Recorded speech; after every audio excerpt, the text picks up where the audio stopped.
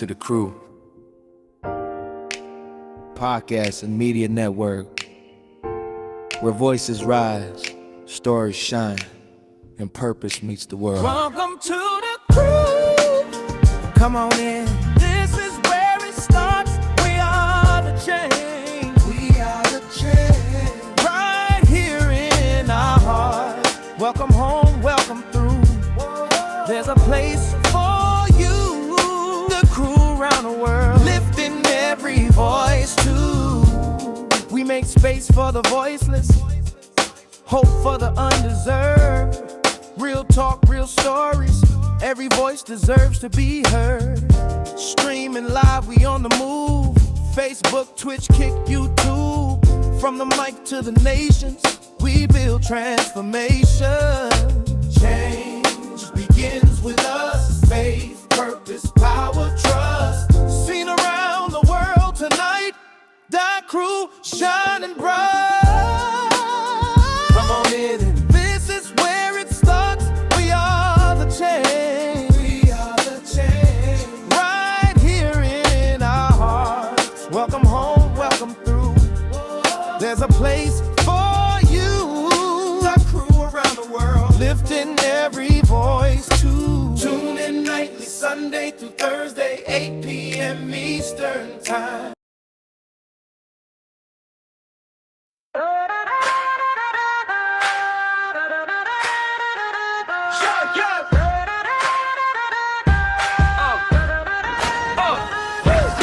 South Carolina, where the stories rise. There's a queen with a mission, fire in her eyes. 20 years and counting, serving wisdom on the shelves, helping voices find the courage to believe in themselves. She opens up the pages, lets the hidden story shine. Black and brown author stepping boldly into time. With a mic and a message, she's changing the scene. Everybody knows her name, she's a literary queen. From the library shelves to the podcast stream, you lift every author, you wake up a dream. Tuesday night at 8 and the room leans in. Patrice, Grimball, let it all begin. Scbookgal, keep shining your light, lifting up the authors, bringing stories to life. Patrice, Grimball, we see your dream, literary queen, literary queen. Scbookgal, let the whole world see Patrice, Grimball, your legacy. From the page to the air, you set it free. Literary queen, literary queen.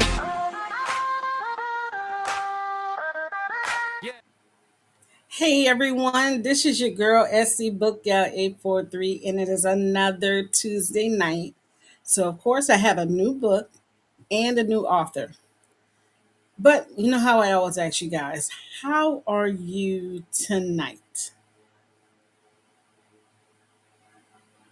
Okay, I understand. Your girl, I just got back from my daughter's sixth grade orientation. Y'all want to talk about a mom that's getting ready to lose it? I don't know what I'm going to be like on the first day of school. I am so proud of this little girl. She's sitting up there and she's taking it all in. She's going to another charter school down here in Charleston, which is it was ranked number 10 in South Carolina for public charter schools. She is excited, and just the look on her eyes today, it was like, okay, all right, my baby's getting older, which means I'm getting older. I can tell by the gray hair. Y'all can see, boy, the gray hair's a gray hair. But tonight I have a wonderful, beautiful lady who's going to talk about her survival, okay? I want you guys to join me as I bring up author Charlotte Gillespie. Come on up, girlie. Hey, hey, How are you? I'm good. How are you? I am good. I am good. So, before we go any further, tell us a little bit about yourself. My name is Charlotte Gillespie. I am from Olive Branch, Mississippi, born and raised. I am 33 years old. I am an author. I am a certified child care director. I am now getting my license to be a life and health insurance agent. My goal has always been to help people. I am a Christian. I belong to the high place home of Mount Pisgah Baptist Church in Olive Branch. And I just love being the young lady that I am. Okay, okay, I see you. You have all these things going on, and you had time to write a book. What made you want to become an author? My life story. My life story is what made me write my first book, which is entitled I Survived. How many books do you have out there right now? So I have out I Survived, which released in 2021. Um, I released three just this year, June 25th, on my birthday. I released the I Survived Journal.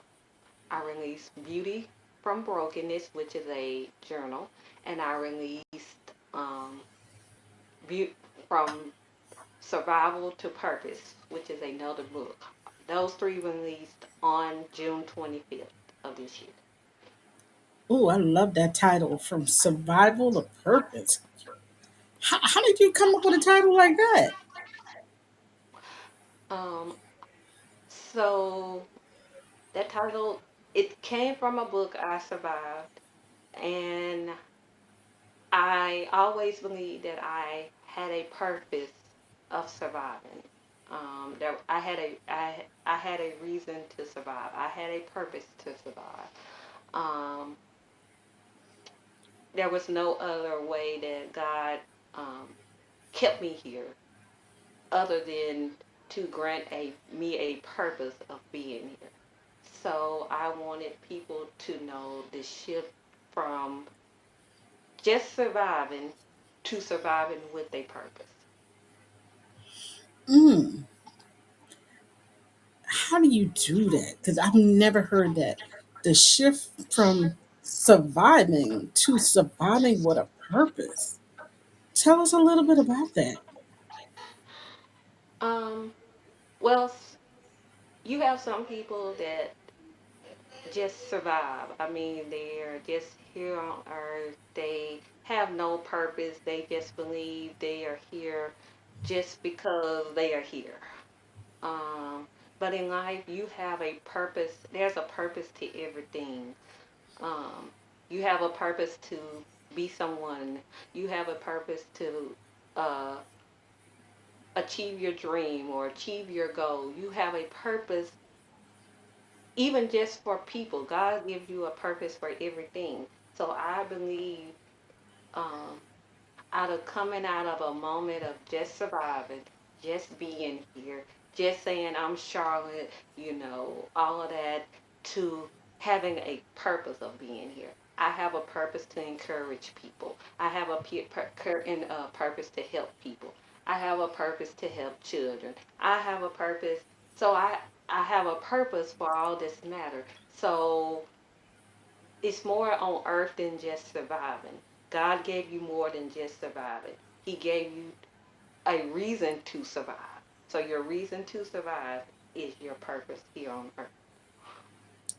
Now, if you guys didn't catch that, I don't know what you're looking at because she just said your reason to survive is your reason for the purpose. That's so much that is said in that one statement. But there might be a viewer tonight who wants to know, how do I find out my purpose? Can you tell us a little bit of how you found your purpose? I found my purpose in my life. And what I mean by that, um, your testimony can find your purpose. Your maybe grief finds your purpose. Maybe illness finds your purpose. Maybe trauma finds your purpose. It may be something you just go through in life that gives you a purpose or help you find that purpose. And that is what when I talk about my book I Survived, that will explain my purpose. Okay. So we have this beautiful book cover up here. Tell us a little bit about the I Survive book. What if a reader opens up your book, what would they find inside? So I survived is a personal testimony. It's a personal testimony, personal encouragement, personal maybe takeaway, or as I call it, a personal survival guide. When I was born as what you call an ECMO baby. ECMO babies either they pass away as a baby or they don't. They only live up to 5 years old. As I said in the beginning, I'm 33. That's why I gave the title I survived. An ECMO baby is a baby that so I was born later than I was supposed to be, and I actually formed a bowel movement while inside my mother's womb, which caused it to back into my lungs because I wasn't born yet, which uh, basically messed up my bloodstream. So they put me on what you call an ECMO machine. Before putting me on an ECMO machine, I couldn't breathe on my own, none of that. Nothing was, working. So they told my mother, my grandmother, my aunt, my grandfather, come see her for the last time. This is probably the day or two after I was born. So they all went down to see me. My mother wasn't even dismissed from the hospital. They all went down to see me, um, and they told them, so well, it's nothing we can do here. Even up coming to her death, it's nothing we can do. So what we're going to do, we're going to outlift her to Labana Children's Hospital, which is a hospital strictly for children in Memphis, Tennessee, and we are going to let them do what they have to do there until she passes. So that's what they did. They got ready to put me in there. I started breathing on my own. I started doing everything that a baby was supposed to do in that timing, from them telling my family up until them getting me in the ambulance. The doctor comes back into the room of where my family was, and like funny thing, we got her in the ambulance and she started breathing on her own. My grandmother said, "Look at my God working." And the doctor said, "You were praying?" She said, "Yeah, no, I wasn't praying. We were praying." So he said, "We're going to take her on to Labana. We're going to put her on the uh, oxygen machine. Well, I think they did a ventilator, and we're going to put her on what we call an ECMO machine." So that's what they did. They shipped me to Labana. I stayed in Labana 30 days with tubes. I had a tube right here in my neck. I had a tube in my wrist. I had tubes all other places. I had this ECMO machine, which is it sucks your blood out of your body, filter it, and put it back into your body. And it did that for I don't know how long. So a nurse sat around with me for 24 hours. It was a nurse always around me. They would take their shifts, and a nurse stayed around me for every day, all day. So close to the end of my hospital stay, they told my mother, they like, "Okay, will you come to the hospital and stay with her one night before she goes home so she can learn how to suck a bottle, suck a pacifier, and do all of this?" She didn't have to do that. I was capable of holding my own bottle and everything. So that next day I went home. I went back to my doctor every year up until first couple years up until I was 5, which they say, okay, well, she survived this moment. She probably won't live only up to the age of 5. I went to the doctor every year up to the age of 5. After the age of 5, my doctor that actually waited on me, he waited on me all the way up until I was 18. 18 years old. Every time I would go in the doctor's office, he would smile and shake his head because he said he'd never seen an ECMO baby live that long. After stop going to him, I'm now 33 and I'm still alive with no complications. So So see, that's the story of my book, I Survived. see, doctor, I am all for doctors, you guys. Do not get me wrong. But they have to understand that they don't have the last say so. No ma'am, I don't know why doctors feel like they do. no ma'am. God has the last say so if it is the outcome that you want or the outcome that you don't want, but He has the last say so. And you, Miss Miracle Baby, how does it feel to tell and to show them you didn't have my faith? My family had my faith, and I'm still here despite what your medical records may say. How does that feel? It feels it feels amazing. I tell people all the time, I go to church and you see me praise God, and it's just not a praising God moment. It's a moment of I don't look like what I've been through, or it's a moment of God was on my side. You know, God was the healer in that moment. So I don't have any other reason but to praise Him, despite what the doctors say, despite what people say. I have a reason to praise Him. So it's a great feeling to tell my story. It's a great feeling because to me, my story is more than a story. It's more than a book. It's a testimony. It's a moment that I can tell people. I can encourage people. Even through healing process, whether they're younger than me, same age as me, older than me. If God did it for me, He'll do it for you. So it's a good feeling. Girl, look at here, look at here. God is amazing. And I love when He proved people wrong. Hmm. That's why He says, know that I am God. And people kind of, they be forgetting that He is, girl, look at here. So, Yeah.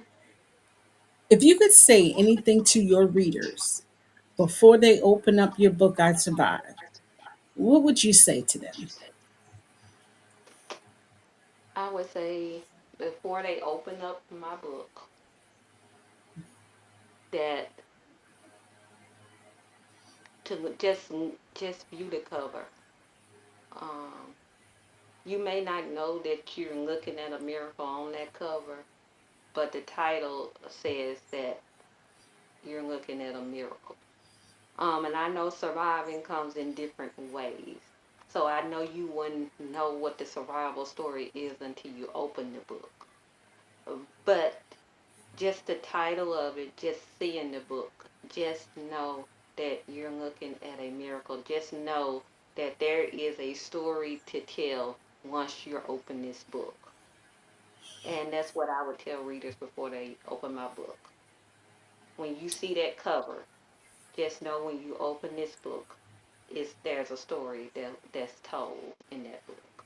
Matter of fact, there's a testimony that's told in that book. I am very glad you ended it like that. Because if you know me and you see my show, you know I have this segment that's called the fun questions. So we got to put you back in the hot seat, baby girl. Okay.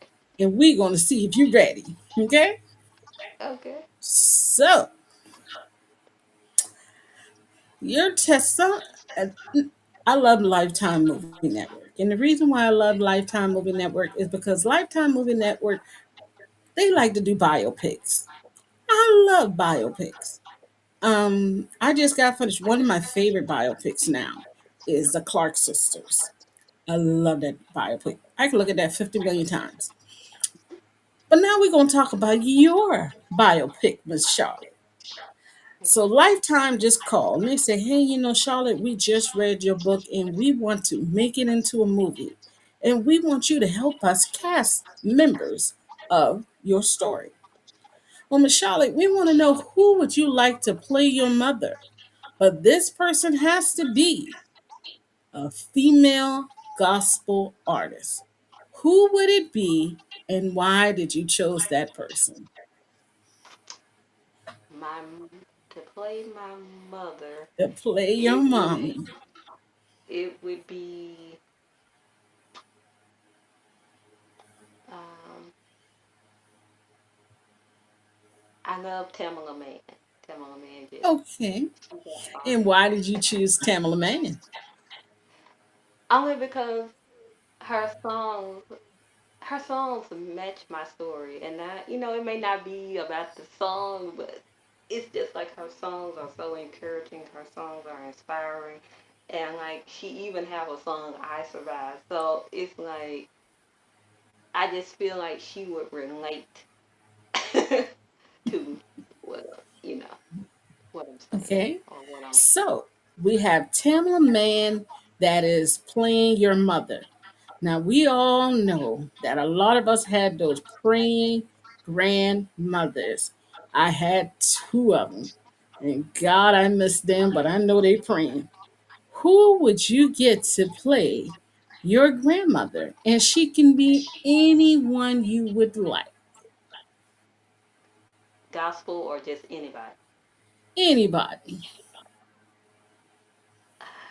If I had to get someone to play my grandmother, it would be one of her sisters. Because they know her more than anything. So Okay, so which I would choose her sister that lived next door to her because she was always around and she would know her reaction. She was even there at the hospital or always was around when things happened. And so, yeah. okay. So now we got Tamala Mann as your mother. And for your grandmother, we have one of her sisters who know her very well. But now we have the cast, the main character. You. Who would play you? Who would play me? If I would let someone play me,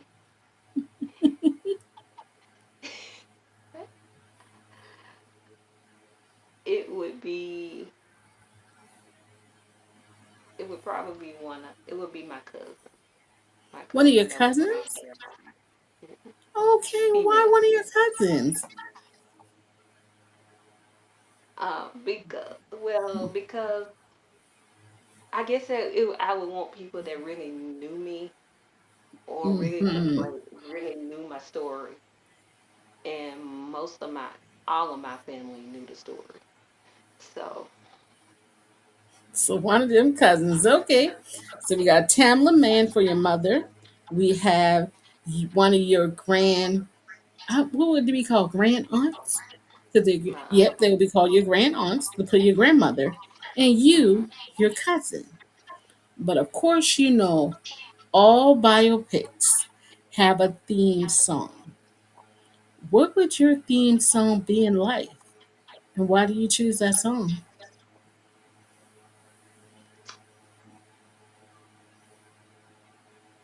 um, if I had a theme song, I have a coach that wrote a song from my book, and it's entitled "I Survived." And if Hold I up. had to use a theme song, it would be that song because it's So written you from my book so you have and a theme song. song for your book? Yes, ma'am. Yo, that's It's crazy. entitled I love that. it's entitled "I Survived" by my coach wrote it and sung it, but inspired by my book. I knew all about it. I did everything else, and it's on YouTube. It's on Spotify. It's everywhere. "I Survived" by Yolanda Smith, and on the Now cover you it's "I Survived," and it has inspired by Charlotte's book.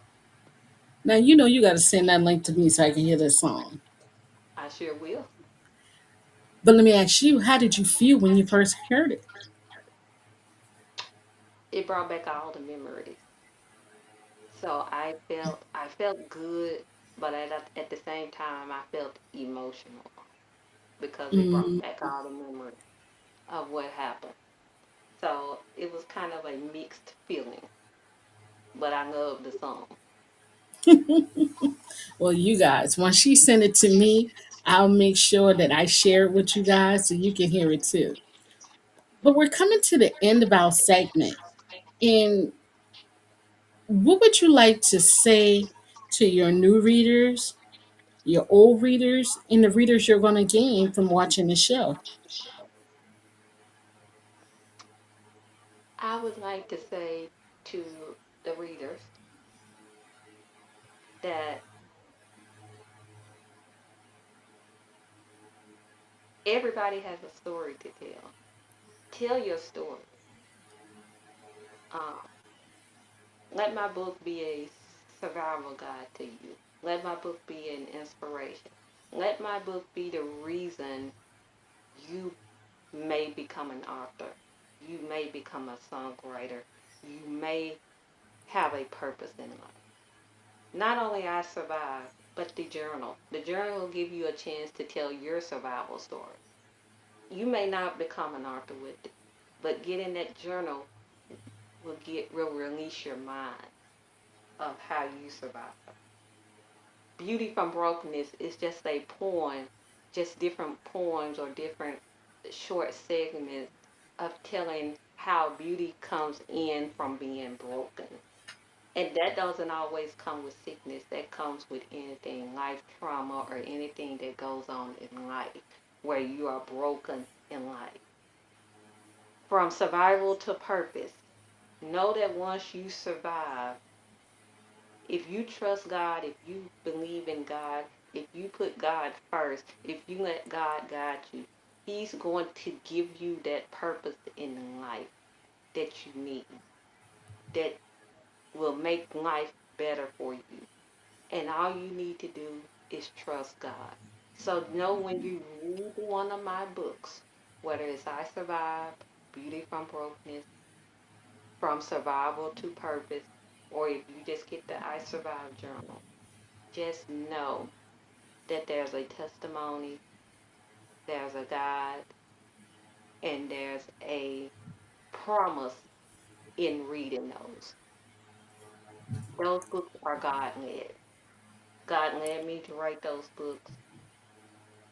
I don't believe nothing else led that matter. God led that. He wanted me to tell my story. He wanted me to be a survival guide, a inspiration to someone else, a motivator. He wanted me to be the one to tell what he can do or what he has done and what he will do for you. Because as I've said before, if he did it for me, he will do it for you. Listen, you just dropped the mic on that. So, tell our readers how they can follow you on social media. I mean, we have your information at the bottom, but tell them how they can follow you. I have Facebook. It's Charlotte G. Gillespie. I also have an Arthur page, which is Arthur Charlotte Gillespie. I have Instagram, Charlotte Gillespie 30. I also have Threads, which is also Charlotte Gillespie 30. And I have an Amazon Author page, which is Charlotte Gillespie. You can follow me all there, connect with me. My books are all advertised on everything, on all of those. My books are also on Amazon, Good and Goodreads. You can also get Kindle versions of all the books except the I Survive Journal. But all the rest of them, you can get the Kindle version. Well, you know what? I thank you for being with us tonight. We're going to bring up this couple one more time so everybody can know to go ahead and grab this book. You guys go ahead and get it because guess what? She survived, yo. She just gave us her testimony, and you are blessed, baby girl. You are Yes, so blessed. And I thank you for being with me tonight. I enjoyed it. It was my pleasure. Thank you. Well, guess what, you guys? It's another day and another book that's inside. Y'all go ahead and grab this one by author Charlotte Gillespie called I Survive. I'm going to join you next week with another author and another book. Remember, there's no such thing as an old book because not everybody has read every book. You guys have a great night. Bye. Eastern time. Miss the live, catch the replay. 15, 20 more behind. We are the champions.